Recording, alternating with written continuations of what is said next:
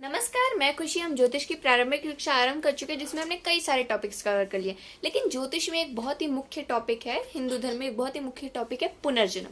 तो क्या गुरुजी पुराणों में, वेदों में और ज्योतिष में भी ऐसा कुछ है, ऐसा इसके बारे में कुछ लिखा हुआ है कि हम पुनर्जन्म के बारे में कैसे जान सकते हैं, पुनर्जन्म के राज के बारे में कैसे जान सकते हैं? वैसे मेरे हिसाब से तो होना ही चाहिए। ये बहुत सारे लोगों के, हजारों की संख्या में ये प्रश्न पूछा गया है और उन्हीं के रिक्वायरमेंट में से मैं आपसे पूछ रही हूँ ये प्रश्न। तो क्या अगर ज्योतिष में कुछ लिखा गया है, कुछ पिछले जन्म के राज के बारे में जानने के उपाय वगैरह कुछ लिखे गए? अगर हाँ, तो कृपया करके अपने मुखारविंदों से इसके बारे में हमें जानकारी दें और हमारा मार्गदर्शन करें। धन्यवाद। गुरुजी, कृपया करके हमारा मार्गदर्शन करें। ये जो सीरीज है राज पिछले जन्म का, इसका प्रारंभ करें। पहले हमें ज्योतिष संबंधित जानकारी जो है वो दीजिए। धन्यवाद। जय सीताराम। खुशी जी, आपने बहुत सुंदर यह सीरीज चलाया है जिससे बहुत सारे लोगों का ज्ञान वर्धन हो रहा है। और जैसा कि आपने बताया कि हजारों लोगों के जो मैसेज आपको आते हैं उसमें आपने राज पिछले जन्म के बारे में जानना चाहा। तो आइए हम बात करते हैं कि ज्योतिष शास्त्र क्या बताता है राज पिछले जन्म के बारे में। देखिए, कुंडली के योग से जानिए पूर्व जन्म के राज कौन थे आप पिछले जन्म में। हिंदू धर्म में पुनर्जन्म की मान्यता है। हिंदू धर्म ग्रंथों के अनुसार प्राणी का केवल शरीर नष्ट होता है, आत्मा अमर है। आत्मा एक शरीर को नष्ट हो जाने से दूसरे शरीर में प्रवेश करता है, इसे ही पुनर्जन्म कहा जाता है।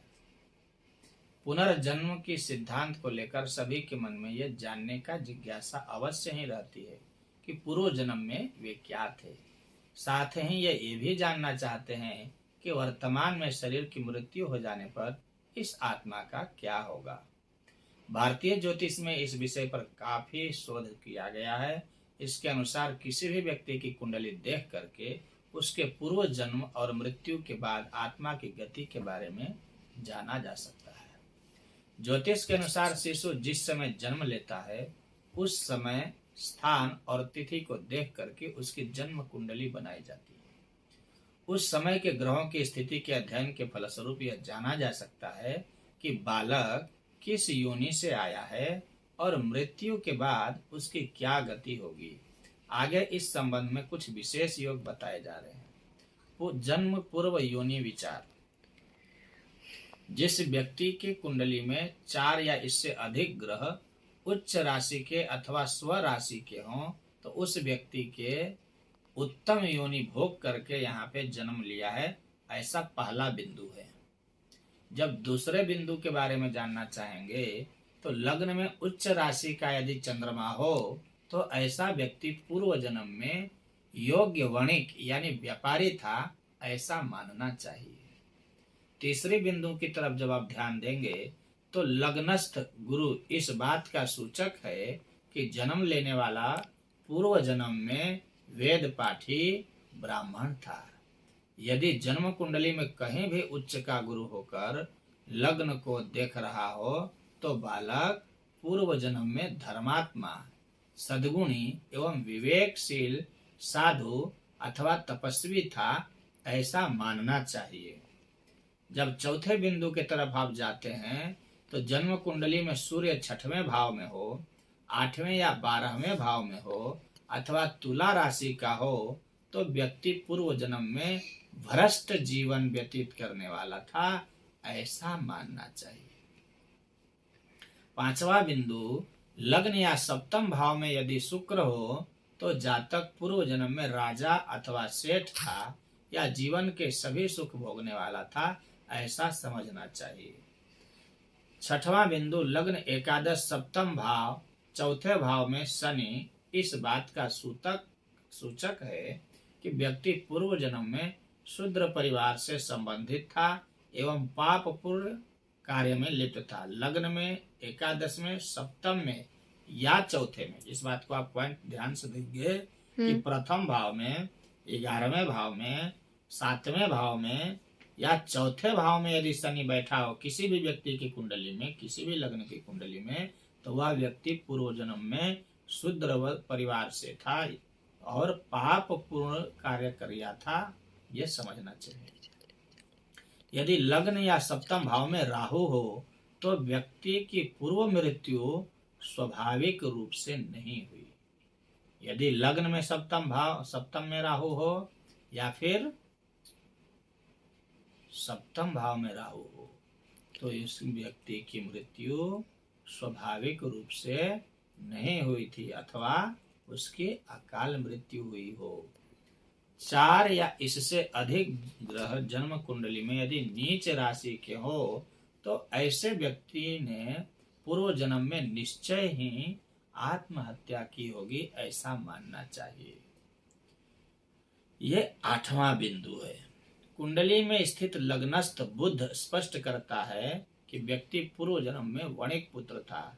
जैसे कि ये 8वें 9वें जो बिंदु है ये क्या बता रहा है कि यदि लग्न यानी कुंडली के प्रथम भाव में यदि बुध बैठा है तो यह समझ लीजिए कि वह पूर्व जन्म में व्यक्ति वणिक यानी व्यापारी पुत्र था, वैश्य से उससे संबंधित है एवं विविध क्लेशों से ग्रस्त रहता था, ज्यादा टेंशन लेता था।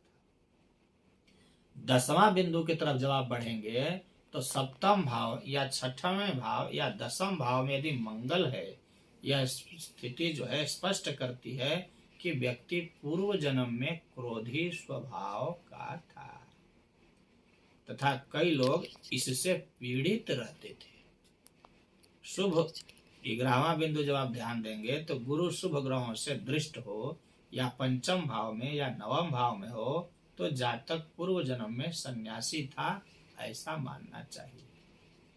कुंडली के 11वें भाव में सूर्य, 5वें में गुरु, 12वें में शुक्र इस बात के सूचक हैं कि यह व्यक्ति पूर्व जन्म में धर्मात्मा प्रवृत्ति का तथा लोगों के मदद करने वाला था। अब बात करते हैं मृत्यु के उपरांत गति का विचार। मृत्यु के बाद आत्मा की क्या गति होगी या वह पुनः किस रूप में जन्म लेगा, इसके बारे में जन्म मृत्यु के बाद आत्मा की कुंडली देख करके जाना जा सकता है। आगे इसी संबंधित कुछ प्रमाणिक युग हम आपको बता रहे हैं। इसके भी कुछ बिंदु हैं, तो हम प्रथम बिंदु से चर्चा करते हैं। कुंडली में यदि कर्क राशि में गुरु स्थित हो तो जातक मृत्यु के बाद वापस उत्तम कुल में जन्म लेगा। लग्न में उच्च राशि का चंद्रमा हो तथा कोई पाप ग्रह उसे न देखता हो तो ऐसे व्यक्ति को मृत्यु के बाद अवश्य सदगति प्राप्त होती है। अष्टम भाव में राहु जातक को पुण्यात्मा बना देता है तथा मरने के बाद वह राजकुल में जन्म लेता है। 8वें भाव में यदि राहु है तो वह मृत्यु के बाद राजकुल में जन्म लेता है, ऐसा विद्वानों का कथन है।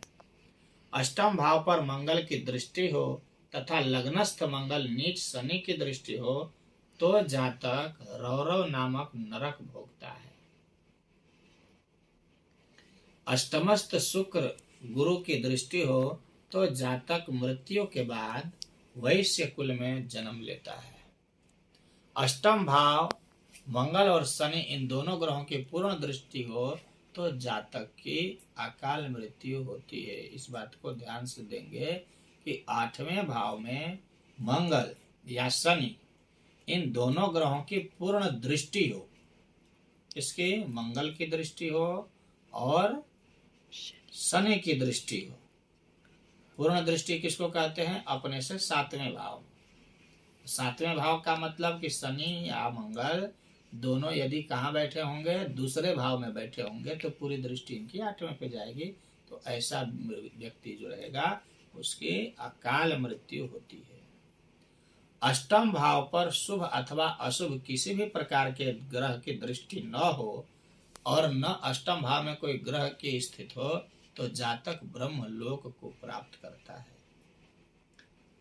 8वां बिंदु की तरफ ध्यान देंगे तो लग्न में गुरु चंद्र, चतुर्थ भाव में तुला राशि का शनि, सप्तम भाव में मकर राशि का मंगल हो तो जातक जीवन में बहुत सारा कीर्ति अर्जित करता है और मृत्यु के उपरांत ब्रह्मलीन होता है, अर्थात उसे मोक्ष की प्राप्ति होती है।